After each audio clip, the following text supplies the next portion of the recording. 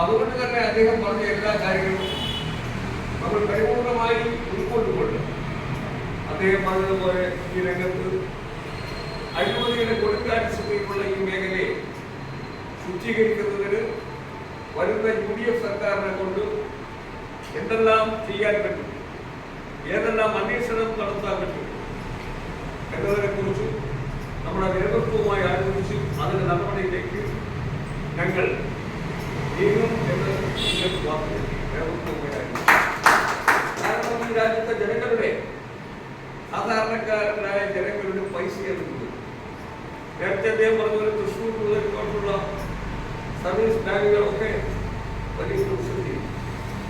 അങ്ങോട്ട് മലബാറിനെ സംബന്ധിച്ചിടത്തോളം അവിടെയുള്ള നേതാക്കന്മാരും അതുപോലെ സംഘങ്ങളും ഒക്കെ കുറച്ച് നല്ല സത്യസന്ധരായതുകൊണ്ട് വലിയ കുഴപ്പമില്ല. എന്നൊക്കെ നമ്മൾ സത്യസന്ധരല്ല അല്ല.